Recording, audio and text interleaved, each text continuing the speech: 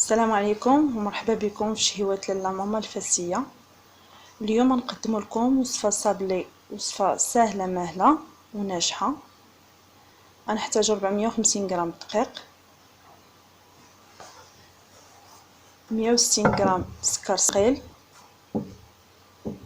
125 غرام زبده بحراره المطبخ، جوج بيضات، قبصه الملح، ساشي الفاني او قشره حامضه على حسب اللي متوفر عندكم، تسيم فقط،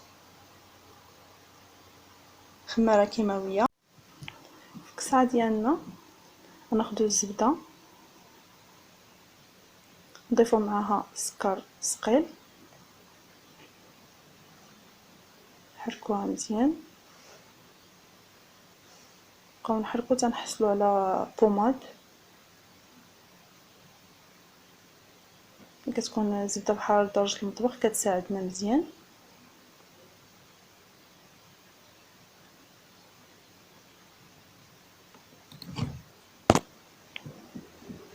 كنستمروا في التحريك، نضيفو الملحه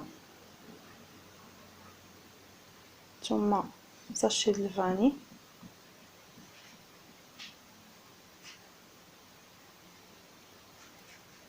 جوج بيضات،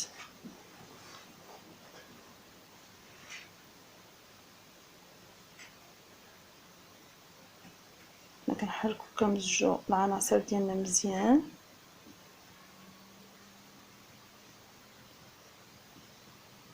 تنحصلوا على عجينه لينه، خصنا الخليط يكون لين باش ملي نضيفو الدقيق ديالنا تكون العجينه لينه. بالنسبه للدقيق غنضيفو شويه بشويه باش تجمع لنا العجينه. الاشاره بالنسبه للدقيق ممكن تقدروا تحتاجوا فوق 450 غرام، انها كتبقى على حسب نوعيه الدقيق. نضيفوا شويه بشويه، ربما نحتاجوا قل.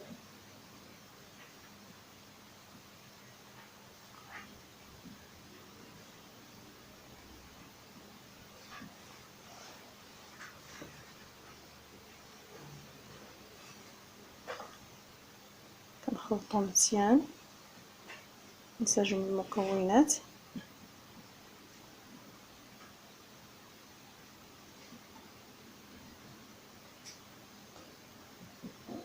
هاد الوصفه الصابلي ساهله وناجحه، ممكن تحضريها في وقت قليل، توجدي بها اشكال متعدده على حسب اللي متوفر عندك من مراشم ولا من اشكال. كنستمروا بجمع العجين، نضيفوا الخماره،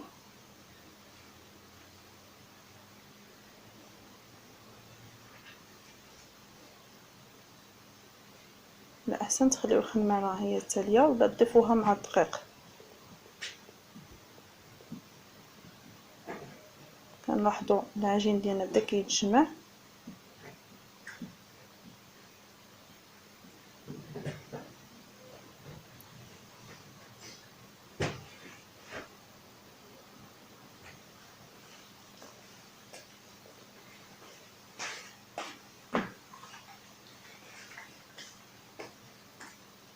من بعد ما تجمع لنا العجين غناخدو بلاستيك ونوضعوه فيه، نخليوه 30 دقيقه في الثلاجه ديالنا باش يبرد يشد راسو.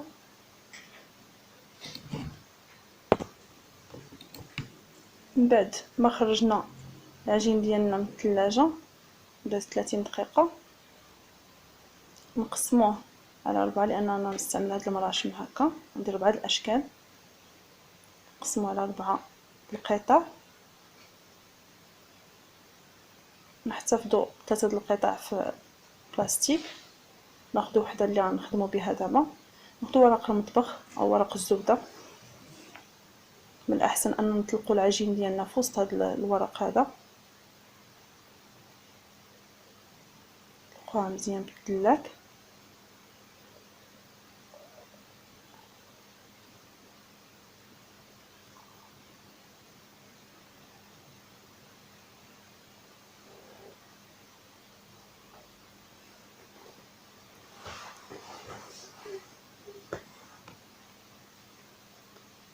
خص يكون السمك ديالها ما يتعداش 6 سنتيم، يعني يكون ما بين 4 مليمتر حتى ل 6 مليمتر، اعتذر، ما بين 4 و 6 مليمتر باش ما تجيكمش غليظه. الشكل الاول غنبداو نصوبوا به الصابلي ديال الكادر، كيجي بحال الكادر ديال التصويره، كيجي شكل مميز وراقي.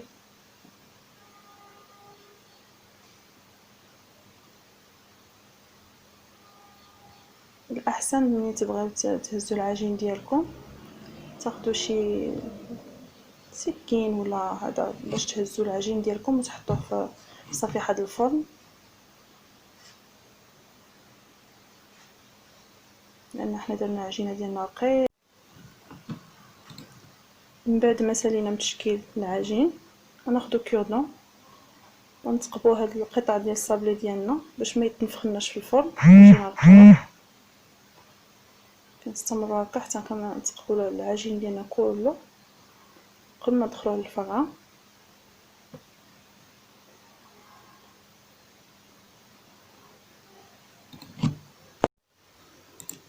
الان نمروا للشكل الثاني، حتى هو نوضعوا الجزء ديالو في ورق المطبخ وبابي كويسون نطلقوه بالدلاك. كما قلنا نحصلوا على السمك ما بين 4 حتى 6 مليمتر.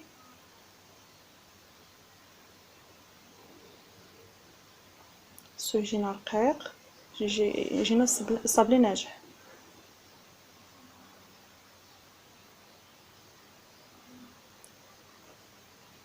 نستعمل المرشم او الطابع ديال العوينه، يكون من جهتين، واحد جهه فيها ثقبه وجهه عاديه. تحاولوا ما امكن انكم ديروا عدد ديال القطع تحتانيين قد الفوقانيه.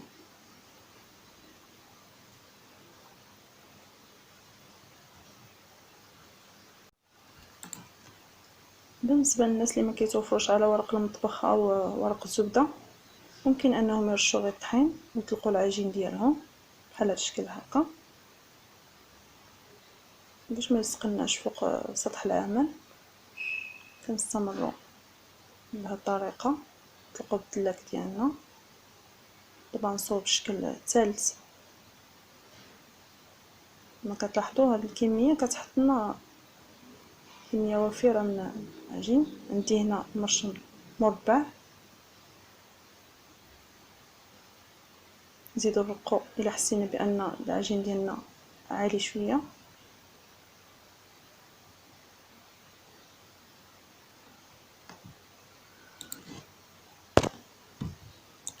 حتى هو نوضعوه في صفيحه الفرن بعد ما ننتهيو.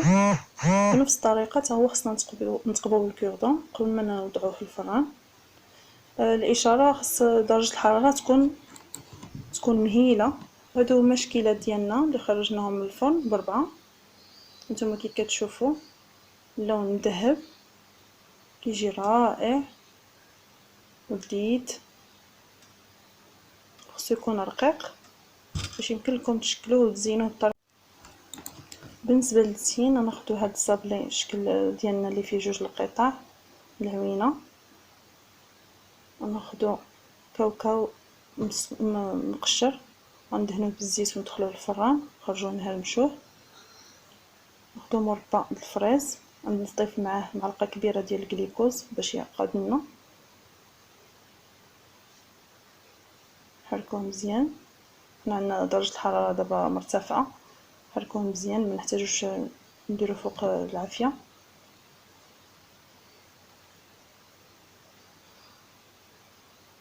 ثم معلقه كبيره ديال الناباج ومعلقه صغيره ديال الكليكوز باش نبقاو ندهنو الصابلي ديالنا ونلصقوا عليه اللي بغينا. ندهنو غير من الجوانب. نضيفوا له كاوكاو مهرمش، ممكن تستعملوا اللوز مهرمش نتوما واللي موفر عندكم. ناخذوا القطعه الثانيه التحتانيه وندهنوها القليل من الناباج المخلط مع الكليكوز. نضيفوا له القطعه الثانيه ونعمروه القليل من المربى اللي ضفنا له الجليكوز. انا ما كنفضلش انني نلصقو ما بينه وبين بالمربى، كيبقى يسيح مع الجناب وكيفسدوا المنظر ديالو. من الاحسن هاد الطريقه. اما بالنسبه لهاد الشكل الكادر اللي درنا، نحتاجو 250 غرام شكلاط اسود، معلقه كبيره الجليكوز، مربى المشماش. ذوبنا الشكلاط ديالنا في حمام مريم، وخدينا هاد لي مول بحال هكا نعمروهم بالشكلاط. لا يجيونا مع ديك الصابلي اللي صوبنا، يجي الشكل ديالو هذا رائع، يجي بحال الكادر ديال هاد التصويره.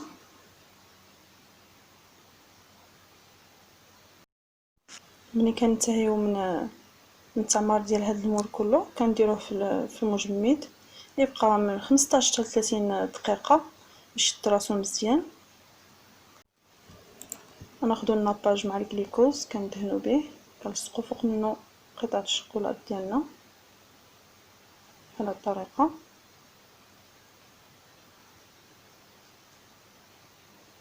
طريقه سهله. غناخدو مربى مشماش غنضيفو له الجليكوز باش يعقد لنا مزيان.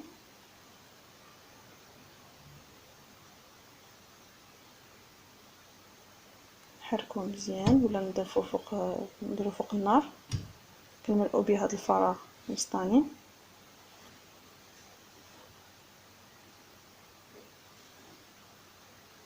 كيكون سائل في الاول ومن بعد كيشد راسو بالجليكوز اللي ضفنا معاه. نتوما كما كتشوفوا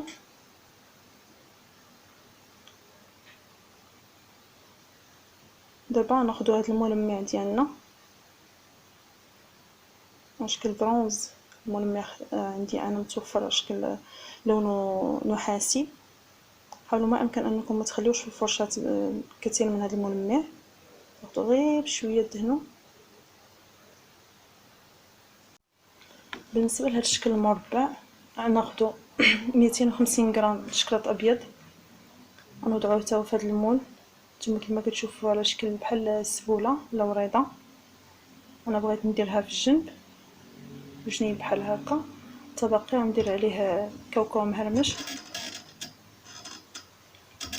نديرو حتى هو في هذا المول ونديرو في المجمد. ونخرجوه كنحصلوا على هذا الشكل هكا.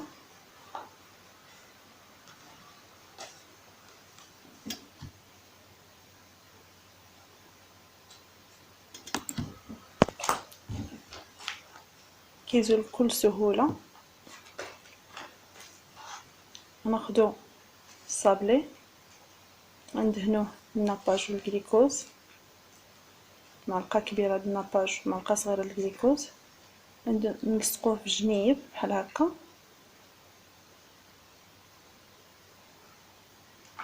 ونجيبو كاوكاو مهرمش ونلصقوه في الجنيبات، نعمرو به ديك الفراغ اللي بقى. كيجي منظر رائع فيه مغاير.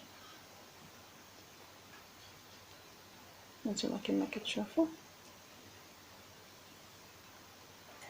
نعاودو وحده اخرى كندهنو جليكوز وناباج، نضيفو الشكلاط كنلصقوه في الجناب اللي وضعناه في المول، ثم كاوكاو مهرمش كنملؤوا به الفراغ اللي بقى لنا. نتوما كما كتشوفوا. بالنسبه للشكل الرابع كناخذوا كاوكاو 250 غرام د كاوكاو محمر، وكنضيفوا له معلقه كبيره ديال الحليب مركز محلى كراميليزي كراميل. كنحصلوا على عجينه كنكوروها ونديروها في هاد لي مول السيليكون بحال هكا. كتاخذ لنا هاد لا فورم ديال المول السيليكون كما كتشوفوا. يمكنكم تاخذوا اي مول عندكم بالشكل اللي بغيتو، او ممكن ديروا بلاصه كاوكاو ممكن ديروا اللوز، انا كناخذ كاوكاو وكان ناخذ المقشر كندهنو بالزيت ونديروه في الفران على درجه حراره مهيله في الفرن الكهربائي ما بين 100 حتى 150. كيتحمر على خاطرو. فاش كنخرجو كنطحنو،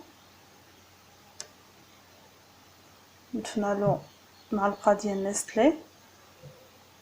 نتوما كما كتشوفوا كيولي عطينا عجينه صالحه باش تكور وباش تشكل كما بغيتو.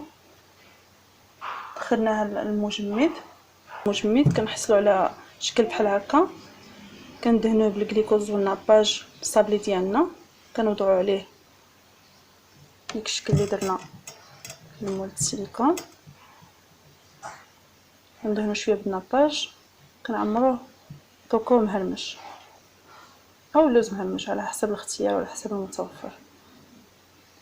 كيجي بحال هكا.